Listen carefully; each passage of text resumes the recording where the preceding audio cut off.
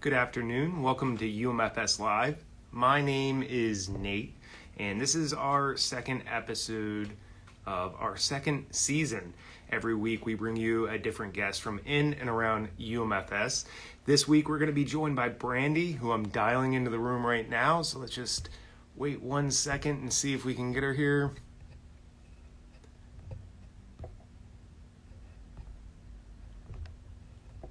All right, so we've got the invite sent, and hopefully Brandi will be joining us shortly. And there she is.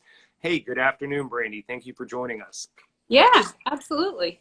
So Brandi is a LCSW and a senior project manager here at UMFS, and she'll get into a little bit more about what that means. But let's hand it over to Brandi and let her tell us about her experiences with UMFS. First, Brandi, what brought you to our organization? Yeah, so I was actually doing outpatient counseling somewhere else, and had heard really good things about UMFS just from coworkers and stuff like that. And then in my outpatient counseling, I was working with several young people who were in foster care, and felt like I personally needed more, and that therapy wasn't the end all be all for me. And so UMFS had an opening in their treatment foster care program. This was 8 years ago. 8 years ago in 2 weeks, actually. And so I thought that was a good place to try and do something more with kids in care that wasn't, in just a different way. Yeah. Well, so you mentioned it. I was going to ask how long you'd been here. So happy early work anniversary. In 2 weeks, it will have been 8 years, which, I'm sure looking back is hard to believe. But when you are involved in this sort of work, your heart really grows toward it. So we'll talk more about that here in a moment. Just tell us, as a senior project manager now, what does that work entail? Yeah, so it's maybe a little different than some of the other programs, because I don't oversee a program that works directly with children and families anymore. I oversee, it's called the Virginia Wraparound Implementation Center. Mm-hmm. And we essentially collaborate with the Office of Children's Services and the Department of Behavioral Health and Developmental Services to provide training, high fidelity wraparound training for every provider in Virginia that provides the service. So I'm a trainer, and I also oversee all of Virginia's in the process of trying to grow this and offer additional technical assistance and coaching and things like that. And so I oversee all of those aspects as well. That's great. And let me make sure I understand it correctly, because often when we talk about these programs, they can have a lot of nuance. But is it fair to say you're helping bring resources to communities, to families who need them, and bringing these resources in a way that is comprehensive? Yes. Yeah, absolutely. Wonderful. And so we talked a moment ago about what brought you to UMFS, but specifically what inspired you to get involved in this sort of work?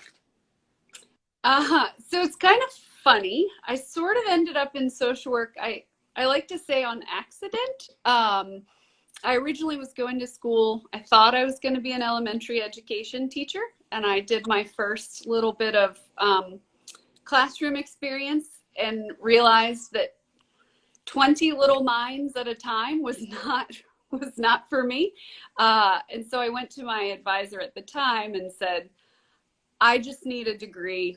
I don't care what it's in. I'll figure that out later. What can I take that I don't have to take that many additional classes? And she said, well, you can transfer to social work. Most of your stuff transfers. At the time, I thought, sure, whatever. That sounds great. But then I had my first opportunity. I did like a practicum internship working with high school kids who were considered at risk. So at risk of getting into trouble or coming into care, different things like that. And it was a really cool program. It was like drama-based. And essentially I started working with these kids, and that was sort of it. It was all of a sudden I realized like, oh, this is what I'm supposed to do. maybe not 20 minds at a time, but, 5 or 6 at a time. And I just sort of fell in love, and I haven't looked back.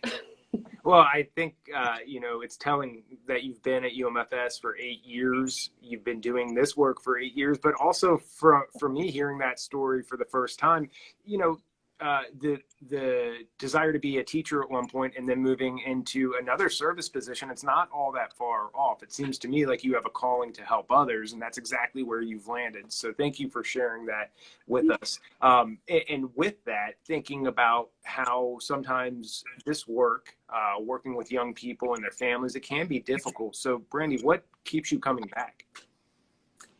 Yeah, there's still plenty of work to be done.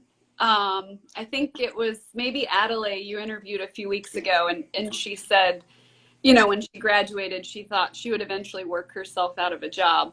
And I had that I remember graduating and being like, this is great. We'll do all these great things and eventually it won't need me anymore. And that clearly is not the case. There's still lots and lots of work to be done. And so I think that's what keeps me coming back. And just anytime I meet kids, I don't work directly with kids anymore, like I said, or families, but I'm on campus and I see our kiddos and I still interact with them. And it's just those little pieces are, I think, all I need to be like, oh, yep, this is it. This is why I'm still here. And it's a constant reminder when you have the opportunity to be on campus, either here in Richmond or throughout the state. We're a large statewide organization, but when you get to look out and see some of the families and the young people that we serve, it really does inspire you to come back and keep doing that work, because as you said, there's plenty of it. Can you talk about the impact that this has had on you personally? Yeah, I think, yeah. So I think about all the things that I learned in class and in school, and all of that is well and good. And I worked really hard, yada, yada, yada. But then when you actually start working with families, it's such a humbling, I think, experience to realize that, you're talking oftentimes when I am talking with families, it's when they're not at their best and things are really hard. And I think it's really humbling to be able to be a part of that families let you in, because that's what it is. They're letting you into their stuff, their life, their pain. And I think I don't know, it's a very humbling experience. And I think that helps in other aspects of my life too, just with being, I don't know if non-judgmental is the right word, but having empathy, because you hear people say it, but it is true that everyone is going through something that you have no idea about. And so I think that knowing that sort of plays out in all aspects of my life. Yeah, and I love asking that question when we have guests on, because I sometimes, or often rather, hear a common thread. We've had teachers from our day school on the program before that talk about having not worked with this population and letting it open up this part of their mind that makes them see things so much differently and really appreciate and humbles them. And then, of course, inspires them to keep coming back and do the important work. We are here on episode 2 of season 2, UMFS Live. I'm joined by Brandi, and we'll move on to our next question if you still have time. Sure. All right. So you are talking a little bit about this being humbling, and we talked about the impact it's had on you. What do you do to recharge, Brandi? What are the things that you do when you're away from work that get you prepared and refreshed to come back? It sounds so cliche, but I really love being out in nature. So camping, hiking. I actually just got a bike for my birthday, so that has been fun. So I guess it's a combination of being outside and some sort of movement or activity. I think especially, the last year and a half being home and being less active, I've found that my self-care, I really do have to be active in order to obviously care for my body, but more so my mind. When I'm not active, I can feel it and I get funky. Yeah. So I think and reading, I'm a big, I'm a big sci-fi fantasy nerd. Well, we'll take a detour on that for a minute, because when you and I connected on a pre-meeting, we were getting prepared for this interview, and we were just running through some things. And I noticed you had some Halloween decorations in the back. And then I understand you have like this recipe for a spooky pasta salad or something. So sci-fi, Halloween, kind of the fictional stuff. You're pretty excited about Halloween coming up then. Oh yeah, this you can't really see it because the office I tried to keep a little, calmer, but the rest of the house is all decked out. Very cool. Well, we are here. It is hard to believe that Sunday is Halloween. Let's move on to our next question here about, you touched on this earlier, high fidelity wraparound services. You're an expert in this area, and this is an evidence-based approach. Can you again break that down a little bit more for us? Yeah, so high fidelity wraparound is a structured team-based planning process. And it's really important to hear planning process because it's not a therapy service or like a treatment service. It really is a facilitator and a team working with a youth and a family to plan out how are they going to get their needs met, how are they going to achieve their family vision. It's a team-based process in that you have a facilitator. Ideally, you have a family support partner and a youth support partner. Not all parts of Virginia have those workforce members yet, but family and youth support partners are individuals with lived experience. So someone who has either cared for a child who has mental or emotional behavioral health needs, or a young person who has navigated the system themselves. So you have that team, you pull in paid professionals. So if there's a therapist or a school support, a psychiatrist, anyone who's involved in that young person's life, you bring them into the process. And then you also bring in natural supports. And that's, I think, it's one of the hardest parts, but also one of the coolest parts, because those are all the people who aren't paid to be there. And those are the people who are going to be there when all of the professionals are gone. And so you bring everybody together, you go through this 12 to 18 month structured process, with the end goal being that families are able to be self-efficacious. So we have a saying in Wraparound that's do for, do with, cheer on. And that is probably the best way to explain it. In the beginning, the team might be doing for the family while you're teaching the family the skills or strengthening skills that they already have. You get to a point where you're doing with, so you're helping the family kind of move through the process, but you're transferring skills this entire time. And then by the end, the family doesn't need you anymore because they're doing it on their own. And most of the time, families have skills already. They just don't realize they have skills, or they maybe need a little help strengthening those skills. It's amazing, and I've had an opportunity to work with you on other projects and view this process and learn about it. And it's complicated. It's something that takes, from the outside looking in, a lot of studying up on to realize. But really, when you see it in motion, when you see it in practice, you see what you're talking about, some of those outcomes. So with that, how important is it to have these evidence-based approaches? Talk about that. Yeah, so there are lots of services out there, lots of ways of working with kids and families, lots of them wonderful. Lots of them maybe we just keep doing because we've always done. And so I think really evidence-based processes are all models or processes that have proven outcomes. And I think for youth and families, they deserve to have access to services that we know work. They deserve to be able to choose a program that we say, oh, you know what? These are all the outcomes. These are all the wonderful things that we've seen. And I don't know, this might be silly, but I kind of think about it like when I buy I bought a blender recently. And so I went online. I'm not an expert in blenders. So I went on, I read all of the, all the reviews and the stars and all the things. And I kind of think about evidence-based practices like that. These are the models and the ways of doing things that are they already have 5 stars, because there have been so many people researching them and studying them and looking at the efficacy, that I don't know, just makes sense. I'd rather have something that gets 5 stars than something that has 2, or maybe that has none. Absolutely. Well, and that research is important, and it's good to know that you all have the evidence there to back these things up, and you can keep working with them and keep getting some great outcomes. You talked about it a little bit earlier, so this might be a bit duplicative asking this question.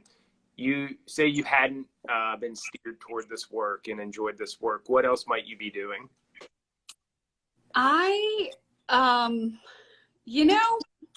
really still have no idea. It's something with people. I like to think maybe something involving baking in some sort of way. I don't know what that new blender. Yeah, something. So working with people, but I don't know. I love people. I love being around people. I'm definitely an extrovert. But I don't know. It's funny. It's hard to think outside of sort of this realm. Of course. And again, I mean, we said it a few times on this broadcast this afternoon. 8 years is not a short amount of time by any stretch. It's a lot to invest. And it just goes to show that you do have that sort of, whether you know it or not, calling toward helping others. And it's so good that you have chosen to be with UMFS, and I know that you've made an impact in a lot of different areas. And with that, I will round out to our last question. Speaking of impact, thinking back on your experiences when you worked directly with families, your professional experiences through all these 8 years, do you have a favorite memory? Or has there been a particular young person or family that's had an impact on you? Yeah, so I immediately 3 kiddos came to mind. I won't tell about all 3 kiddos, but there was one young lady that I worked with actually doing Wraparound when I used to provide the service. And probably the first month I went out to the home every single week, and I never made it past the front gate because she did not want me there. She was not interested at all. But I kept coming back. And, fast forward 8-9 months later, we got to the point of, we're having team meetings at the dinner table. We're having, other people coming in and having these team meetings too. And by the time I left, she and I had our routine of like going and shooting hoops. Then we'd have our meeting. We'd like play basketball for another 5 minutes or so, not long. And I would leave.